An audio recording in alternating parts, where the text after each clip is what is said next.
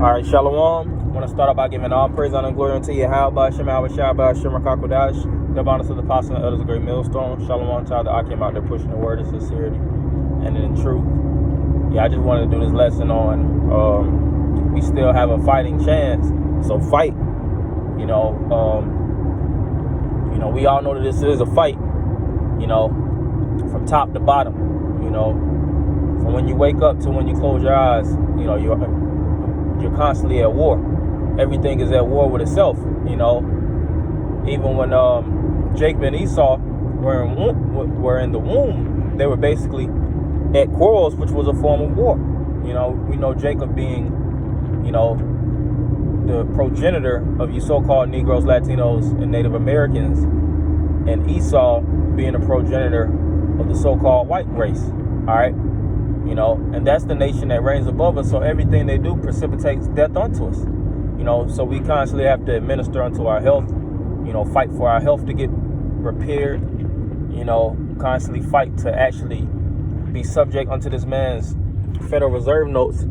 So you have to actually make them to pay off debts, to just have a secure,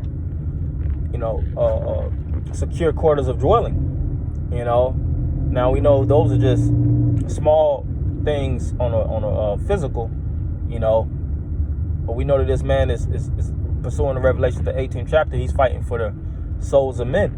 It speaks about slaves of men, and then it speaks in a higher regard about the actual souls. So he wants to actually extract your essence.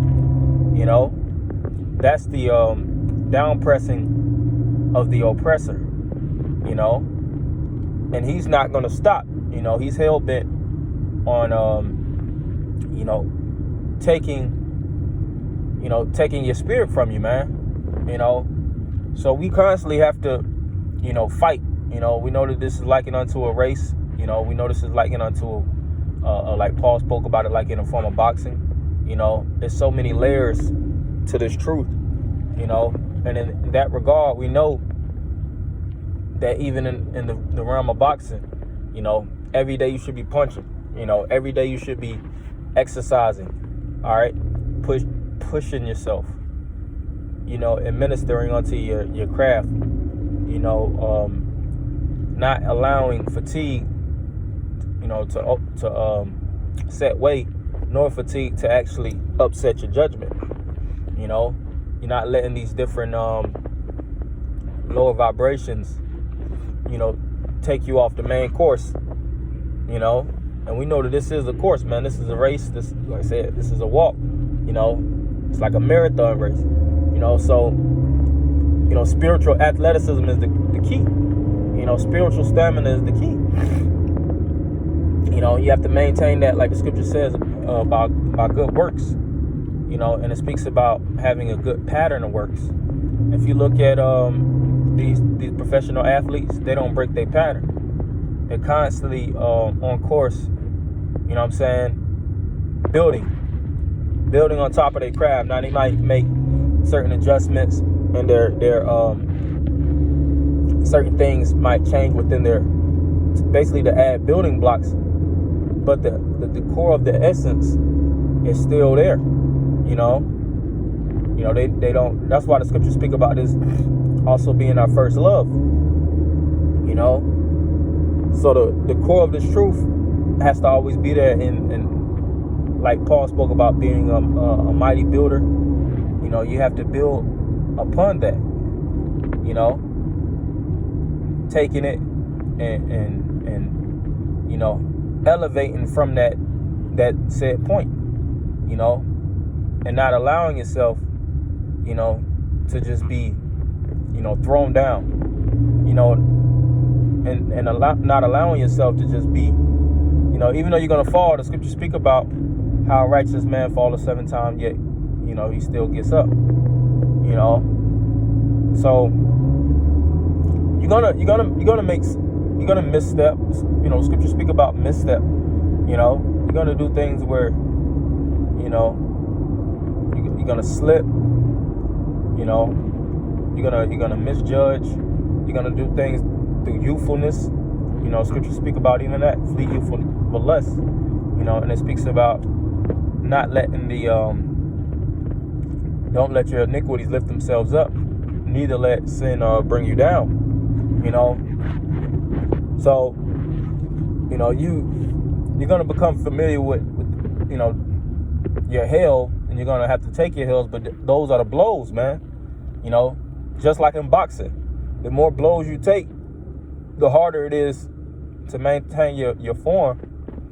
You know, and you know, maintain, you know, stay composed, but you have to absorb those punches, all right, and allow, you know, patience to set in before you bring your striking blows, you know,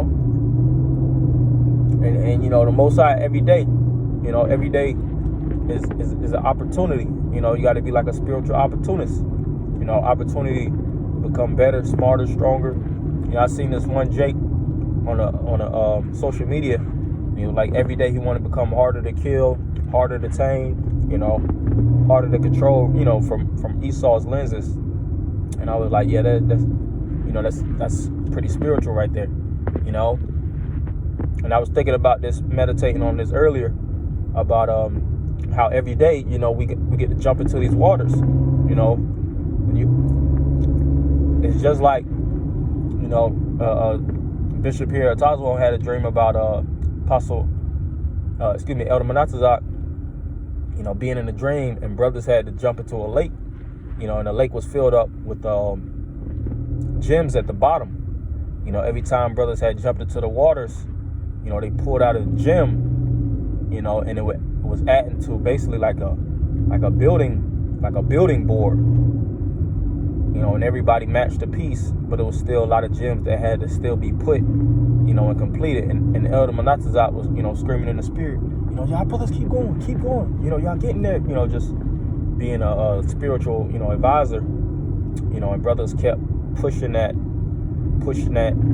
energy into those waters. And I was thinking about that, you know, even how every day, you know, we step outside, you know, you have to go through your hills, but you have these different things as testimonials, and you always give praise to Yahweh Shema Shai, and you have to suffer. But you know, this is, even these afflictions is adding to us. You can't do nothing against the truth before the truth. You know, so we have to just undergo this hell before a said time, because the scriptures speak about, you know, at the time he that letteth will let, till he be taken out of the way. You know, so the Most High is giving this man a certain amount of time until, you know, he's gonna push against him, you know, on a very aggressive front, you know. So all we got to do is just keep maintaining, you know,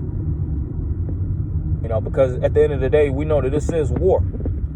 Like I said before, you know, if you have a set amount of troops versus a superior army, your whole thing is to maintain the troops until reinforcements could come. All right. You just got to hold the front, you know, because there is no looking back, you know, and we understand the only way that we can win this war is through, you know, Yahweh, through his only begotten son, Yahweh Shai. All right. And he's going to introduce himself in the midst of all this chaos, and he's going to stand up for his people, as it is written, you know.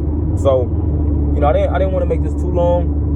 I'm on the way to work, but I did want to just speak about that. You know, we got a fighting chance, man. So every day we got to fight, you know, push the engine, push it harder and harder. You know, so with that, I'm going to end it by giving all praise, honor, and glory unto you. How about Shema, Shabbat, Shem, Kakodash, the bonus of the apostle, elders of the great millstone. Shalom, Michael.